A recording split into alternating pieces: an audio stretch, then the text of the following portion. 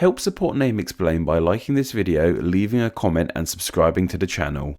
It's a pretty common sight on maps to see names and words reappearing across multiple places. We see certain conventions of a language that pop up in multiple places. These are things like the many suffixes that grace our map, like ear, land, stan, you get the idea. However, sometimes we see multiple places with the exact same names within them. Say something like England here in the UK and New England over in the USA. However, a name that you will see far more often across a map of the world is the one we'll be looking at today, the name of Guinea. We aren't too sure on the exact origins of the name Guinea, but originally it was a Portuguese word. It was a name used to refer to a part of the western coast of Africa, specifically the part of Africa that is modern day Senegal. It's thought that the Portuguese got this name of Guinea from a word of the Tuareg language, Aguinois, with this word meaning black people. It might seem crazy to our modern ears that a place would be named after the colour of the resident's skin, but this really was a different time. These Portuguese sailors may have never seen people with such dark skin before, so to them it would have been a defining enough feature to name their lands after. A great phrase I always enjoy using is "the past was another country," which really helps us think in a different way about the actions of the people in the past. Also, it's a phrase you'll be hearing me say a lot more in the future, so stay tuned for that. Eventually the name Guinea would expand to not just the small area of Africa that these Portuguese sailors discovered, but a huge area of Western Africa. The modern nations that make up the historic region of Guinea are Benin, the Ivory Coast, Equatorial Guinea, the Gambia, Ghana,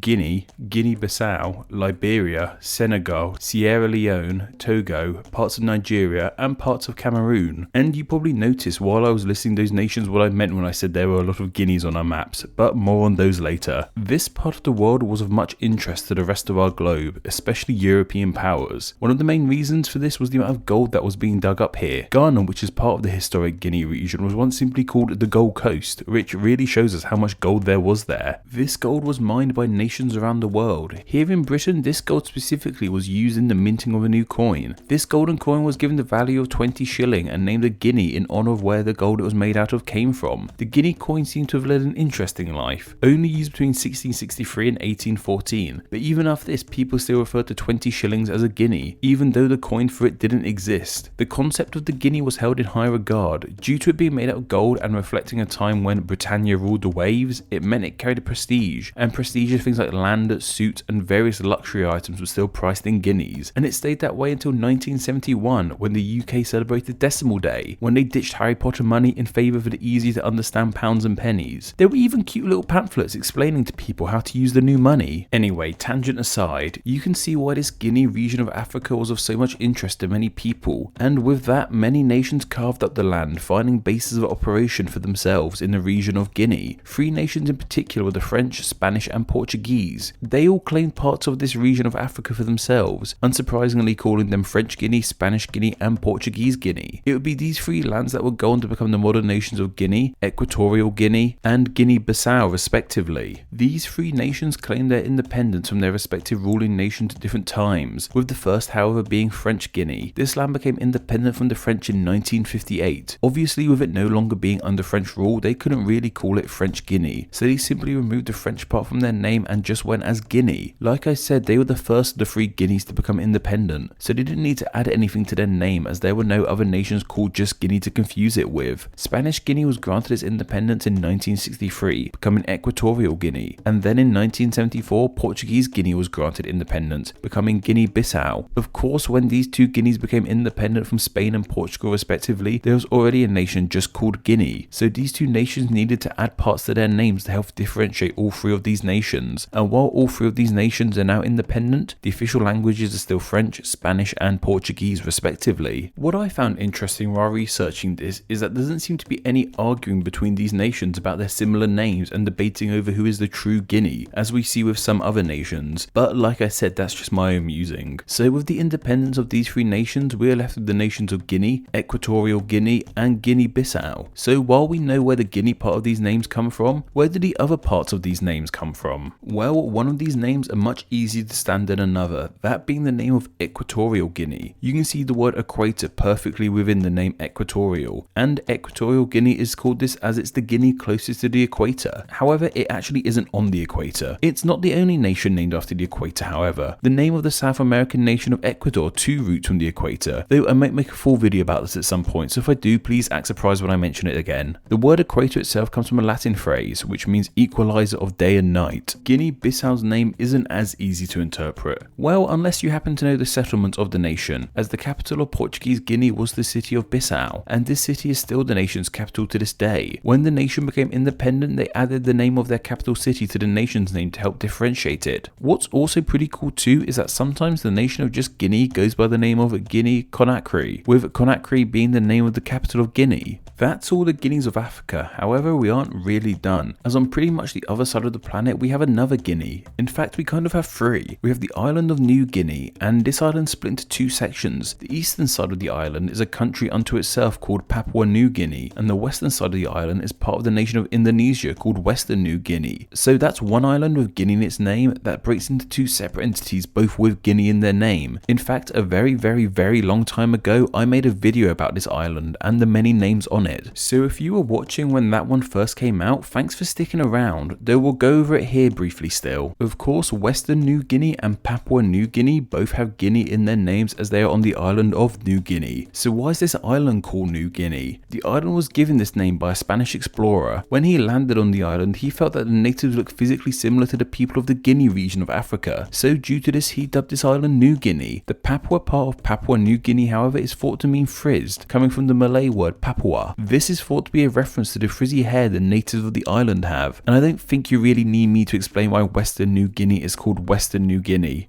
It's in the west, in case you didn't know. And that's all the countries with Guinea in their name. However, you may think I've missed out one, the South American country of Guyana. While this name may sound somewhat similar to Guinea, it has no relation to the African region. This name comes from what the natives called the land, Guyana, which means a land of water. So while that may be all the countries, we of course have more to tackle. There's the unincorporated community of Guinea in Virginia in the United States. From what I could gather, it seems that the residents of this Guinea are a rather isolated lot and self-sufficient, especially when it comes to seafaring. They even apparently have their own accent and dialect there, which comes from the earliest colonizers of these lands. This name has nothing to do with any part of Africa, however, instead simply being a respelling of the name Guinea, the family name of a family who once lived there. It seems to be just a coincidence that's now spelled like the Guineas of Africa. There's even a Guinea in Nova Scotia, but aside from a Wikipedia page and some Canadian website, I really wasn't able to find out much more about it. So if you have any info on Canadian Guinea, let me know. Yet we have even more Guineas, though not places this time. I think that's all the Guinea places.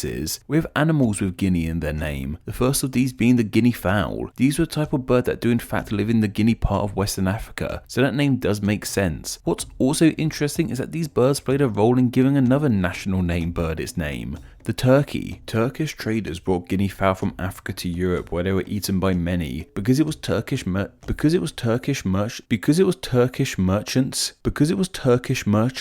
God, try saying that in a Sean Connery accent. Selling these birds, the Guinea fowl became known as turkeys. And when the birds we now call turkeys were discovered in North America, they looked and tasted similar to the Guinea fowl people were already calling turkeys, so called these birds turkeys too. So not only do they look and taste very similar, but their names are similar too. Well, not phonetically similar, but both birds have the names of nations in their names, so that's neat. Last but not least, we have, of course, the guinea pig. While these things are freaking adorable, they're also compulsive liars, because nothing about their names are true. They're not from Guinea and they aren't even pigs. Why it has this name we aren't too sure, though there are some theories floating around. One idea is that it was thought to look like the baby guinea hog, a type of pig found in Guinea. Another reason is that when these rodents were first named, the word Guinea was synonymous with far off lands, and to a lot of people with pet guinea pigs, South America, where they actually come from, would have seemed very far off. However, the idea I enjoy is that they are named after a group of sailors known as the Guinea Men, who sailed between England, African Guinea and South America, bringing exotic goods with them wherever they went. On returning from one voyage from South America to England, they may have brought guinea pigs back with them. One of the coolest things about guinea pigs is that you can be one. Yes, you can be a guinea pig, though not the kind you see in a pet shop. Guinea pig unto itself has become a term we use here in the English language. It means someone who's being used to test something on. This use of the rodent's name comes from scientific experiments, when actual guinea pigs would have been used in tests. Now, however, you can be a guinea pig in any sort of way. In fact, you're kind of my guinea pigs. I'm forever testing to see what videos you enjoy. So, thank you guinea pigs for sticking around.